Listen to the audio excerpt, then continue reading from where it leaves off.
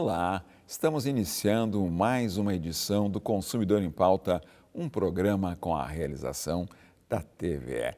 Aqui, este espaço é totalmente dedicado para você, telespectador e telespectadora, que tenha dúvidas ou questionamentos na área do direito do consumidor, na área do direito do trabalho, que é o tema do programa de hoje, que estamos recebendo aqui o Dr. Diego Paim, mas também na área do direito comercial, do direito tributário, do direito previdenciário, do direito de família e sucessões. Seja bem-vindo, Dr. Diego Paim, mais uma vez aqui pela sua participação no nosso Consumidor em Pauta e estará respondendo as perguntas e dúvidas e questionamentos, portanto, enviadas pelo nosso WhatsApp 51 985946773 ou então pelo nosso e-mail consumidorempauta@tve.com.br.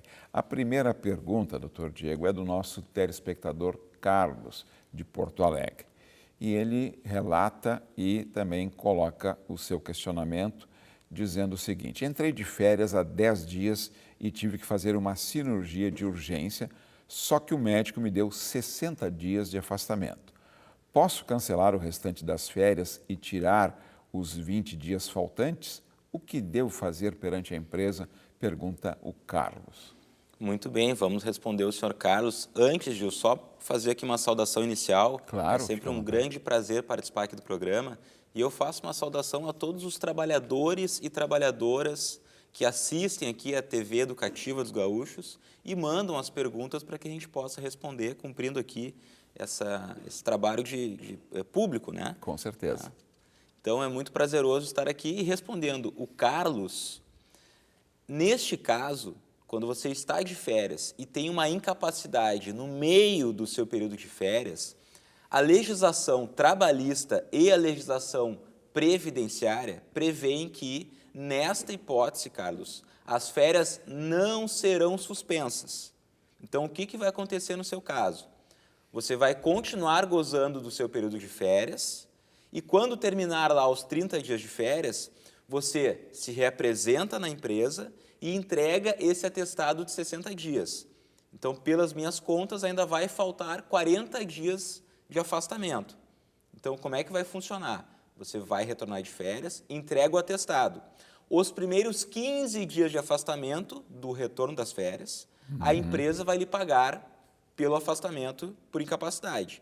E após isso, após o 16º dia, a empresa tem a obrigação de lhe encaminhar para o INSS para que você ainda goze aí mais 25 dias de afastamento em razão dessa incapacidade por um procedimento cirúrgico, eu acho que o Carlos falou, né? Sim. Então, não suspende as férias, goza e depois vai ter o direito de afastamento do período restante. Não está na pergunta do Carlos, mas assim, uma dúvida aqui do leigo entrevistador. Ele recebe um atestado de 60 dias durante o período que ele está de férias? Quer dizer, assim, é possível isso legalmente? Quer dizer, eu estou de férias, tive um procedimento cirúrgico e o médico me dá um afastamento no período que eu estou de férias. Não seria o caso de ele passar a valer apenas após o final das férias? É que o médico, Gil, ele não tem conhecimento se o trabalhador está de férias ou não, né? Então, a partir do momento que ele passou pela cirurgia e vai precisar, no caso do Carlos, né, 60 dias para se recuperar, o médico atesta naquele momento 60 dias, e aí os efeitos disso no contrato de trabalho, aí é o paciente, trabalhador, que tem que ver com a empresa. E neste caso a lei prevê que se a incapacidade iniciar durante o período de férias, ela só vai ter efeitos para fins previdenciários depois do retorno do trabalhador. Tá certo. A próxima questão foi enviada pela nossa telespectadora Mariana, de Caxias do Sul. Trabalho há 5 anos como gerente em uma empresa. Trabalho em torno de 12 horas por dia, mas nunca recebi horas extras. Fora que sou acionada sempre quando toca o alarme da loja de madrugada ou em qualquer dia. Eu realmente não tenho direito a hora extras? Pergunta Mariana. Mariana, depende, tá? Por quê? Realmente, assim, quem é gerente, quem detém aquele poder alto na empresa, um cargo alto de gerência, A CLT diz lá no artigo 62, inciso 2 da CLT, que o gerente não tem direito a horas extras, Gil. Mas o que acontece? Tem muita empresa que enquadra o funcionário como gerente só para não pagar hora extra, Gil. Mas aquela pessoa, de fato, não detém um alto cargo na empresa, não pode, às vezes, por exemplo, contratar ou demitir, dar alguma sanção disciplinar. Então, resumindo, Mariana, o que diz a lei, tá? Se você for gerente mesmo, aí você não tem direito a hora extra, tá? Mas para ser gerente, o que diz a lei? Tem que receber, Gil, pelo menos 40% acima do salário do cargo abaixo. Então, por exemplo, ela tem lá uma vendedora, uma equipe de vendedores, que recebem R$2.000 por mês. Ela, para ser gerente deles, ela tem que ganhar uma gratificação correspondente a, no mínimo, 40% maior do que os R$2.000. Então, ela teria que receber, no mínimo, Gil, como salário, 2.800. 2.000 mais a gratificação de 40%. Então, esse é um dos requisitos, que é o requisito objetivo que a lei diz. Para ser gerente, tem que receber 40% a mais. E o segundo requisito, Gil, que é o que gera mais discussão, que é o que nós temos que analisar no contexto real daquele funcionário, é o poder de mando e gestão, ou seja, é aquela fidúcia especial que diz se aquele empregado é de fato gerente ou não. E como é que isso se traduz na prática, tá? Se analisa se aquela pessoa tem poder para representar a empresa perante terceiros, se ela tem poder para contratar ou demitir funcionários por conta própria, se ela pode, por exemplo, aplicar alguma sanção disciplinar para os funcionários. Então, existe todo o conjunto que a gente tem que analisar para verificar se a Mariana, que mandou a pergunta para nós, ela detém essa fidúcia especial ou não. Se a resposta for sim, Mariana, você detém essa fidúcia, você é gerente, você não sofre, por exemplo, controle de jornada do seu empregador, porque o gerente é a pessoa que tem autonomia de horário, né? Então, se você tem essa autonomia, tem poderes de mando e gestão, infelizmente você não vai ter direito a hora extra. Tá? Agora, se você for gerente só no papel, no documento, mas na prática você não detiver todos esses poderes, aí você tem direito sim de receber hora extra, vai precisar entrar com uma ação trabalhista para desconstituir o cargo de gerente e aí pleitear todas as horas extras que você trabalhou, além da 8ª diária e 44ª semanal. Ok, doutor. A próxima pergunta foi enviada pelo nosso telespectador Pedro, de Porto Alegre. Eu e minha esposa trabalhamos juntos na mesma empresa. Ela teve que fazer uma cirurgia e eu fui acompanhá-la. Apresentei o atestado de acompanhante na empresa, mas não aceitaram o atestado e descontaram as horas que tenho no banco de horas. Está certo isso, doutor Diego? Em princípio, sim, Pedro. O que acontece? A CLT não traz essa hipótese de abono de falta para acompanhamento de marido ou esposa em procedimento médico ou cirúrgico. Tá? A única alternativa aqui que eu enxergo é se a norma coletiva da sua categoria trouxer lá esse benefício específico para a categoria de vocês. Isso às vezes acontece, Gil. Via convenção. Via convenção coletiva, que é aquela norma estabelecida entre o sindicato dos empregados e o patronal, ou seja, o das empresas. Tá? Então, às vezes, a lei prevê lá, a norma coletiva prevê esse benefício extra. O que a CLT prevê, Gil? Aqui, abrindo um pouco mais a resposta. Acompanhamento de esposa em exames ou consulta médicas no período de gravidez.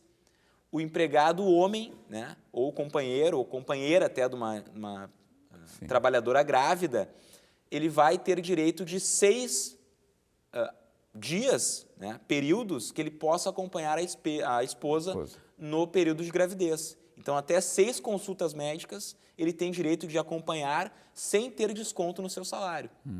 E tem um outro também, uma outra previsão, Gil, na CLT, que é acompanhamento de filho em consulta médica, filho até 6 anos de idade, 1 dia por ano, o empregado, seja o pai ou a mãe, tem direito também de acompanhar o filho em uma consulta médica até 1 vez por ano, filho de até 6 anos, sem sofrer desconto no salário.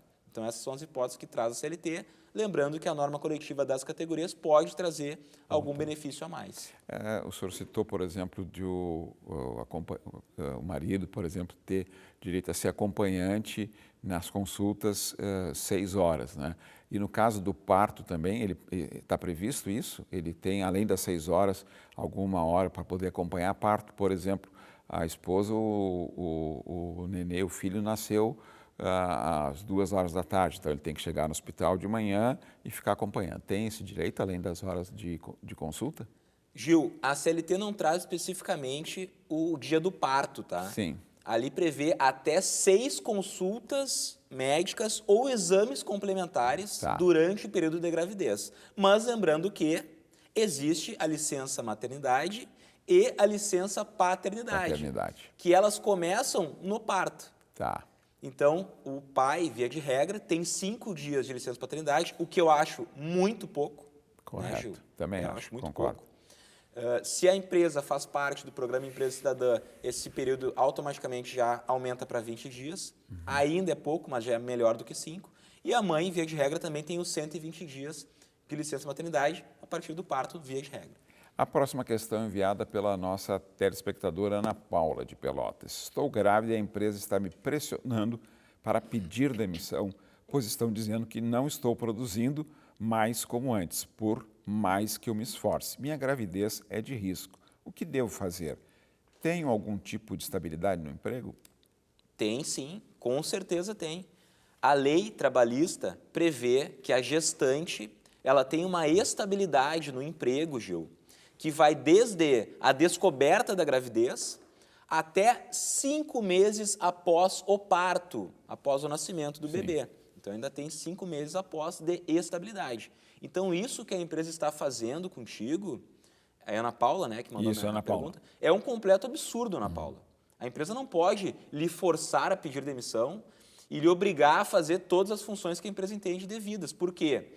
Você mencionou na pergunta que a sua gravidez é de risco. Então, eu lembro aqui, se você tiver uma recomendação médica para, por exemplo, não fazer trabalhos pesados, não trabalhar de noite, dependendo das situações, você tem que apresentar essa documentação para a empresa e a empresa, Ana Paula, é obrigada por lei a cumprir as determinações médicas, porque aqui nós estamos diante de um direito absoluto e indisponível, que é o direito de vida do seu bebê, do nascituro. Então, se você tem essa recomendação médica durante a gravidez de risco, você tem que apresentar para a empresa essa justificativa médica e a empresa tem que obedecer. E eu faço aqui, concluindo, Ju, a resposta, uma lembrança a todos que grávida não trabalha em local insalubre. Bem lembrado. Se a atividade for insalubre, a empresa tem que obrigatoriamente colocar essa funcionária em uma outra função nada insalubre, zero insalubridade, e se não tiver como, ela tem que afastar essa empregada, ela fica em casa, recebe o salário e no final do mês o INSS compensa com a empresa, ele paga, para a empresa também não ficar prejudicada. Muito bem lembrado. Consumidor em Pauta vai para um breve intervalo e já voltamos tratando do direito do trabalho, recebendo aqui o Dr. Diego Paim. Nos aguarde.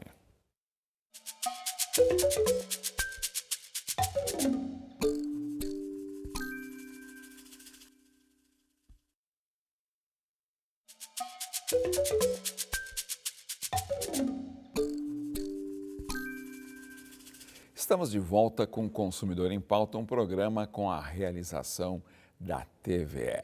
No programa de hoje estamos tratando do direito do trabalho, recebendo aqui o Dr. Diego Paim, que está respondendo às dúvidas e questionamentos enviadas para o nosso WhatsApp 51 985-946-773 ou então para o nosso e-mail consumidorempauta@tve.com.br. Mas além do direito do trabalho, se você tem dúvidas ou questionamentos na área do direito do consumidor, do direito comercial, do direito previdenciário, do direito de família e sucessões, você pode também enviá-las para esses 2 canais aqui da TVE, que os especialistas convidados irão responder.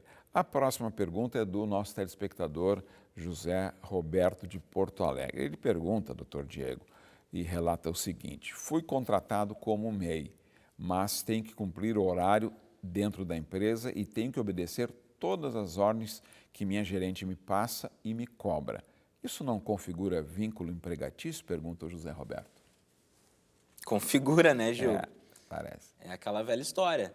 Não adianta lá colocar que a pessoa é uma coisa e na realidade não é. Então, Sim. pessoal, ter CNPJ não significa nada. Ah, mas ele é MEI. Se na realidade dos fatos, e aqui eu digo sempre, Gil, o direito do trabalho é regido pelo princípio da primazia da realidade.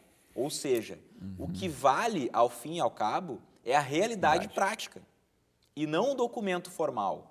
Então, se está no contrato lá de prestação de serviço que ele é MEI, ele é empresário, mas na prática, na realidade fática, a empresa exige horário, exige ordens. Sim, Tem que vestir uniforme, tem que cumprir horário, tem que fazer não sei o quê, tem que bater meta, tem que não sei... É empregado. Claro. A gente costuma brincar nos bastidores da justiça, né, Gil? Ó, o bichinho tem orelhinha de cachorro, rabo de cachorro, pata de cachorro e late. Não adianta tu colocar no documento que ele é um gato. Tá certo. Boa. Não adianta, Boa. né? Boa. Tem todos os requisitos. E aí eu volto a dizer, artigo 3º da CLT. Considera-se empregado toda pessoa física que prestar serviços de natureza não eventual para o empregador, sob a dependência deste e mediante salário. Está lá na CLT. Quem abrir agora o artigo 3º, aí, bota no Google da CLT, vai ver isso. Então, são 4 requisitos do vínculo de emprego. A pessoalidade, né, pessoa física, a habitualidade, tem que ser um trabalho contínuo, a onerosidade, tem que ser um trabalho que tem uma contraprestação financeira, e a subordinação, que é o item que normalmente gera discussão. Então, no caso do telespectador, tem subordinação. Ele diz que tem que cumprir horário, tem que cumprir ordens. Ele tem uma gerente, Gil. Sim. Quem é empresário, prestador de serviço, não tem gerente, claro, né? Claro. Então, ele tem uma gerente, ele está inserido totalmente na hierarquia, na estrutura da empresa. Então, pelo relato dele, eu digo sim. Aqui, para mim, está muito claro um vínculo de emprego. E, sendo isso, você vai ter direito aí de ter a carteira de trabalho registrada, como um contrato de trabalho formal, vai ter direito de receber FGTS, mês a mês, final do ano tem 13º, vai ter direito de férias com 1/3, hora extra e todos os direitos da sua categoria. Só para a gente poder passar para a próxima questão, mas não deixando de fazer uma pergunta adicional, pela sua experiência, doutor Diego, cresceu muito essa opção que os empregadores estão usando agora de transformar o funcionário em MEI e manter as mesmas exigências? Só assim como uma resposta rápida, Sim. Se cresceu, se o índice não cresceu, se é uma realidade que o senhor está vivenciando. Gil, isso sempre existiu, tá? Sempre. Mas vem crescendo, tanto que o STF agora pautou para julgar a questão da pejotização. Sim. Então, trabalhadores fiquem atentos ao julgamento do STF para ver o que eles vão decidir, porque isso virou muito comum, infelizmente. Toda empresa bota ali como PJ e exige vínculo de emprego. A próxima pergunta é da nossa telespectadora Patrícia de Santa Cruz do Sul. Tem problema na coluna e o médico do trabalho liberou o meu retorno ao trabalho, mas com restrição. Acontece que o meu gerente diz que não posso fazer corpo mole e sou obrigado a trabalhar em todas as funções. Eu tenho perda de movimento nas pernas e restrição de força e movimento. E ela pergunta, o que faço, doutor Diego? Imagina, Gil, que absurdo. É o fim da picada, eu diria. A primeira coisa que a senhora tem que fazer é dizer para o seu gerente começar a assistir o Consumidor em Pauta, para aprender um pouco de direito do trabalho, né, Gil? Evitar de cometer esses absurdos. Quem é gestor tem a obrigação de se atentar mais à lei, né? Com certeza. Então, existe a lei trabalhista, a lei existe para ser cumprida. Então, neste caso, Patrícia, o que a lei prevê? Que a empresa é obrigada a lhe readaptar nas suas funções. O que significa readaptar nas funções? Significa que a empresa tem que lhe colocar em uma nova função, agora compatível com a sua nova condição de saúde. Então, se você tem, por exemplo, limitação para força, é por óbvio que a empresa tem que lhe colocar em uma função que você não faça força. Ah, eu tenho restrição de movimento. A empresa tem que lhe colocar numa função que não tenha muito movimento. Então, Patrícia, pegue um laudo médico que descreva bem ali quais são as suas limitações de saúde, tá? Peça para o médico descrever bem ali o que você pode e não pode fazer de forma fundamentada. Ó, se fizer isso, pode agravar a doença, Claro. enfim. pegue um laudo bem detalhado, documente isso para a empresa, de preferência bote lá por e-mail para ficar bem documentado e peça que a empresa lhe readapte uma outra função. Se a empresa não cumprir isso, aí você procura o seu sindicato, procura um advogado trabalhista da sua confiança para ingressar aí com uma ação judicial e fazer com que a empresa cumpra judicialmente essa obrigação legal. Antes da próxima pergunta, doutor Diego, eu volto a lembrar ao nosso telespectador e à nossa telespectadora que existe uma outra opção, além de assistir aqui na TVE, você assistir o programa de hoje, que está tratando do direito do trabalho, com o doutor Diego Paim, você pode assistir no YouTube. Lá no canal da TVE estará o programa de hoje, os programas anteriores que trataram de outros temas do direito e é sempre muito importante contar também com o seu prestígio, o prestígio da sua audiência naquele momento mais adequado no seu dia a dia. A próxima questão, o telespectador optou por não se identificar e até justifica por quê. Trabalho em uma empresa grande, prefiro não dizer nem meu nome, nem da empresa. E ele relata, tive um acidente de trabalho e fiquei afastado pelo INSS durante 3 meses. Quando voltei, pedi para o meu chefe aliviar, pois não estava 100% recuperado. Ainda, não estava recuperado ainda, e trabalho com carga pesada. Para minha surpresa, diz o telespectador, fui demitido no dia seguinte, doutor Diego. Isso é permitido? Com certeza não, Gil. Isso é proibido por lei. A pergunta é até parecida com a pergunta anterior. Tá? Mas nesse caso, Gil, é pior ainda porque ele sofreu um acidente de trabalho. Ou seja, a incapacidade que ele está hoje, né, que é parcial, ela decorre do trabalho. Então, ele sofreu um acidente trabalhando, ficou incapaz por 3 meses e agora retornou para o trabalho. Óbvio, ele não retornou 100%. Então, como eu respondi na pergunta anterior, a empresa vai ter a obrigação de lhe colocar numa função compatível com a sua nova condição de saúde, que provavelmente é temporária. Mas, além disso, Gil, esse empregado que sofreu um acidente de trabalho, ficou afastado pelo INSS e retornou para a empresa, ele detém uma estabilidade de 12 meses no trabalho. Muito importante. Por que isso, Gil? Porque é justo. Claro. A pessoa se acidentou trabalhando, ficou incapaz, 100% incapaz para o trabalho por 3 meses. Agora voltou parcialmente capaz. Ela tem que ter um período de recuperação. E nada mais justo que ele faça essa recuperação na empresa, que a empresa garanta, pelo menos por 12 meses, o emprego e o salário deste funcionário. Então, fique atento a esses seus direitos, documente tudo o que você possa, inclusive em questão médica, e envie por e-mail para a empresa, certo? Nesse caso que ele foi demitido, Gil, já foi demitido. Procure um advogado trabalhista da sua confiança para buscar a sua reintegração imediata ao emprego.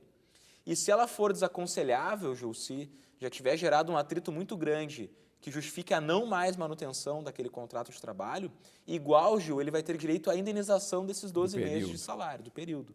Tá? Porque a empresa cometeu um abuso de direito ao dispensar esse empregado que detinha estabilidade. Então, como você foi dispensado, procure um advogado e vá atrás dos seus direitos. Vamos então, doutor Diego, para a última pergunta. Temos aí em torno de 1 minuto e meio, tá? Da Júlia, de Porto Alegre. Até que dia a empresa tem que pagar o salário? Esse é meu primeiro emprego de carteira assinada e a empresa tem pagado o salário sempre no dia 10. Só que isso faz com que eu atrase o pagamento das minhas contas. Se continuar assim, vou ter que pedir demissão e arrumar outro emprego. Muito bem, Júlia. Primeiramente, parabéns pelo seu primeiro emprego de carteira assinada. E eu lhe digo que a empresa está agindo errado. A CLT traz lá no artigo 459 que o empregador tem até o 5º dia útil do mês subsequente para pagar o salário do mês anterior. Então, é o 5º dia útil.